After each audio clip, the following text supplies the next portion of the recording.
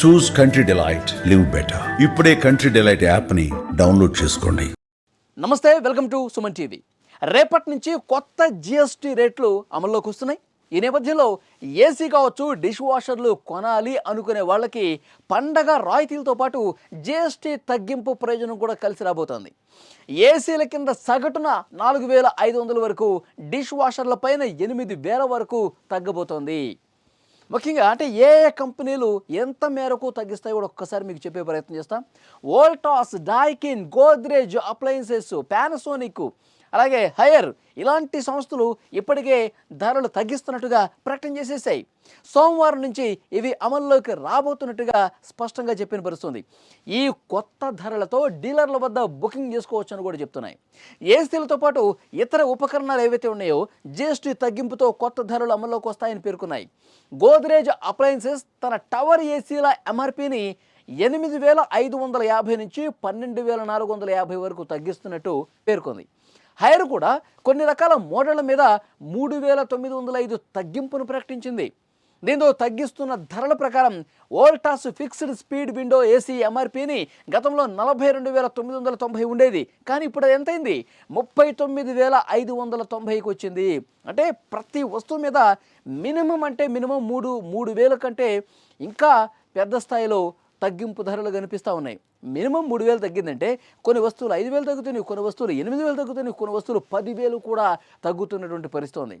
ఈ ఏసీలు, వాషర్లే కాదు, ఇంకా చాలా ఎలక్ట్రానిక్ గూడ్స్ పూర్తిగా తగ్గుతున్నటువంటి పరిస్థితి ఉంది.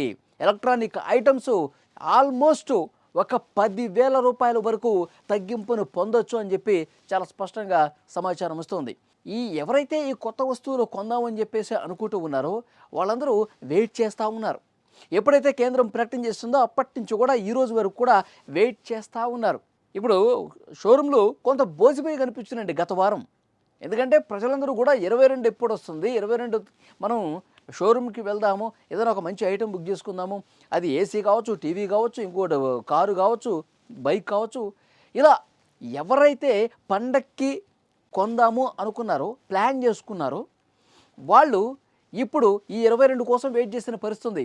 ఇప్పుడు షోరూమ్ యజమానులకు కూడా, ఆయా సంస్థల యజమానులకు కూడా, షోరూమ్ అందులో పనిచేసే సిబ్బంది కూడా అర్థమైపోయింది, మనకి ఇప్పుడు పని ఉండదు. అందరూ కూడా 22కి ప్లాన్ చేసుకున్నారు, 22 తర్వాత వస్తారు, దసరాకి ఎట్టి పరిస్థితుల్లో తీసుకుంటారు, ఇప్పటి నుంచే బుక్ చేసుకుంటారు. కానీ 22 కోసం వెయిట్ చేశారండి. అక్టోబర్ 1st వీక్లో దసరా పండుగ ఉంది, ఆల్రెడీ దసరా సెలవులు కూడా ఇచ్చేశారు. యాక్చువల్గా అయితే జిఎస్టీ లేదనుకుందాం, సంబంధం లేదనుకుందాం, షోరూంలో కిటకిటలాడుతుండేవి. దసరా రోజు నేను బండి తీసుకోవాలి, దసరా రోజు నేను టీవీ తీసుకోవాలి, పెద్ద టీవీ, దసరా రోజు ఒక మంచి ఏసీ తీసుకోవాలని చెప్పి ఇప్పటి నుంచే బుక్ చేసుకుంటూ ఉంటారు, మాట్లాడుకుంటూ ఉంటారు, షోరూంలకు వెళ్ళి చూస్తూ ఉంటారు. ఇవన్నీ జరుగుతున్నాయి. కానీ ఇప్పుడు ఎందుకు ఏ షోరూమ్ కూడా కనిపించట్లేదు, హడావుడి కనిపించట్లేదు అంటే 22వ తారీఖు వరకు వెయిట్ చేద్దాం. 22 తర్వాత మనకి ఏ వస్తువు మీద ఎంత తగ్గుద్దో క్లారిటీ వస్తుంది. అప్పుడు 4-5 షోరూములు తిరుగుదాం. ఎట్టి పరిస్థితుల్లో ఈ పండక్కి మనం ఒక కొత్త వస్తువు కొనబోతున్నాం, తగ్గించినటువంటి జిఎస్టీతో కొనబోతున్నాం అని చెప్పి వినియోగదారులందరూ కూడా ఒక క్లారిటీకి అయితే వచ్చేసారు. కేవలం ఇవి ఏసీలు, టీవీలు, ఫ్రిడ్జ్లు, బైకులు, కార్లు ఇవే కాదు, నిత్యావసర వస్తువులు కూడా చాలా వరకు తగ్గే అవకాశం ఉంది. మన వంటింట్లో వాడే ప్రతి ఒక్క వస్తువు రేటు తగ్గబోతోంది. గతంలో 5,000 రూపాయలు బడ్జెట్ ఉంటే, ఇంట్లో రేషన్ బడ్జెట్ 5,000 రూపాయలకు వస్తే ఇప్పుడు దాదాపు 2,000 రూపాయలు తగ్గే అవకాశం ఉందండి. 3,000 నుంచి 3,500 రూపాయలకే మనం ఒక నెలవారీ సరిపడేటువంటి వస్తువులన్నీ కూడా కొనుక్కోవచ్చు.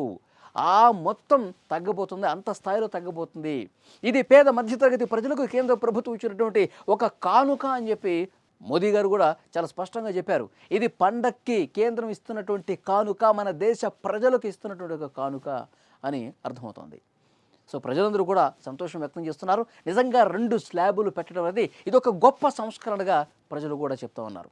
పేద మధ్యతరగతి ప్రజలు వాళ్ళ కొనుగోలు శక్తిని పెంచుతారు. ఎందుకంటే ఏదైనా షాపింగ్ చేయాలంటే ఇప్పుడు వద్దులే, రేట్లు బాగా పెరిగినాయి కదా, ఒక నెక్స్ట్ ఇయర్ కొందాంలే, లేదంటే ఒక 6 నెలల తర్వాత ఇట్లా పోస్ట్ చేసుకునే పరిస్థితి.